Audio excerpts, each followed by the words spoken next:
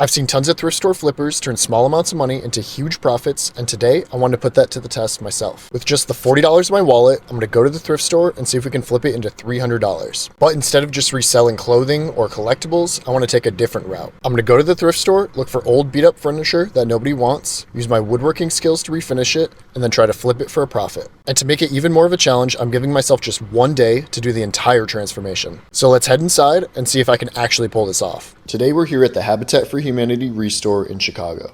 And the sun sets at 7:30 tonight, so we need to find something quickly. This 4-piece set is $850, which is crazy for a thrift store, so I'll definitely pass on it. I see this really worn dresser, which could potentially be a great transformation, but $40 is way too much for the condition that it's in. But then I see this coffee table for $40, which is actually a pretty good price. It's a bit scratched up and the old finish is pretty rough, but I see a lot of potential in transforming it. $40 is in our budget, and the profits at Habitat for Humanity go to charity, so let's take it home. Alright, I just got back with the table. Just taking a closer look at the damage here. It's pretty beat up, especially on the top, but with some sanding and a new stain, I think we could really bring it back to life without too much work. The bottom, I want to paint in a Royal Orchard green color. It's kind of like an olive green, and it's super trendy right now, so it'll help us sell it quicker and for a higher price. Let's get started. So our first step is just going to be to sand down the entire table. On the top, I'm sanding down to bare wood because we want to remove these scratches and we want to remove the old finish completely so that we can stain. And then on the legs and the base, I'm just sanding a bit to scuff up the old finish so our paint sticks a little bit better. I definitely recommend you wear a mask. You don't want to be breathing in those wood particles that are in the air, and the old finish is going to float in the air as well. You definitely don't want to breathe that in. And I always wear goggles. My eyes tend to get irritated when I'm sanding, but you don't have to wear goggles. It's up to you. I start with an 80 grit to help remove the old finish.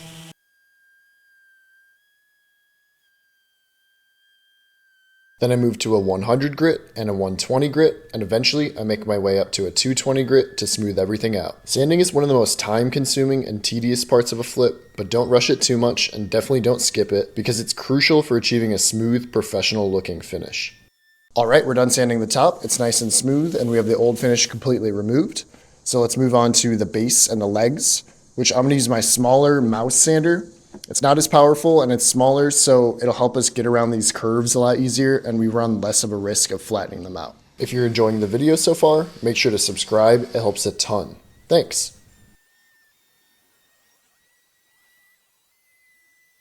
So we're done sanding. Let's give everything a good wipe down with some soap and water to get off all the dust. Dust makes it much harder for the paint to stick, so we really need to get as much off as we can so that our paint can adhere properly.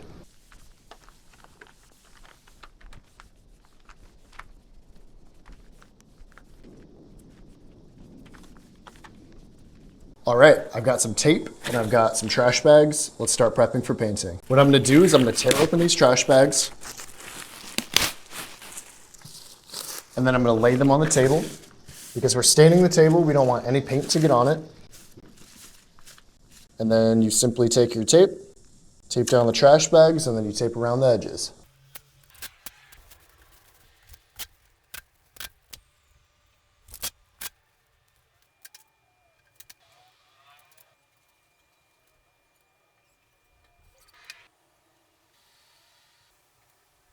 And here's our final look at the coffee table before we paint.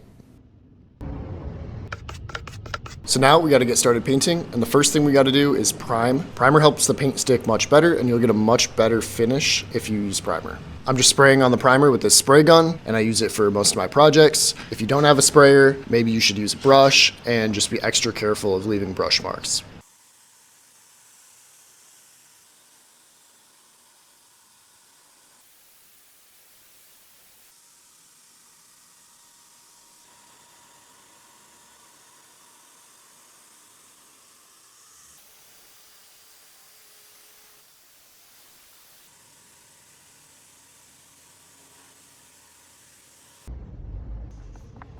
All right, so it's been about an hour. We let our primer fully dry. So let's start adding on our base coat, and we're using the Royal Orchard green color. I'm hoping it turns out pretty good. I've used it a couple times before and the product was awesome. So let's get into it.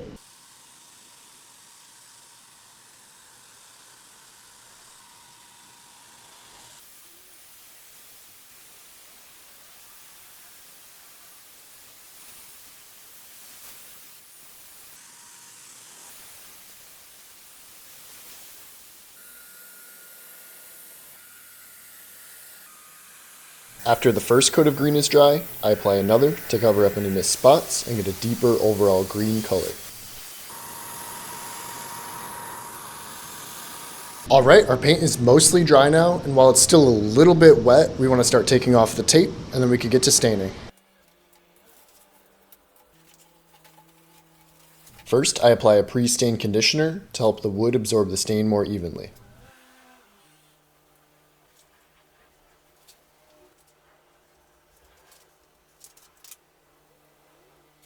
Then after about 15 minutes, I wipe off the excess and I start to apply a dark walnut stain. And I let it sit for about 5 minutes, then I wipe off the excess. Always wipe your stain in the direction of the wood grain for the cleanest looking finish.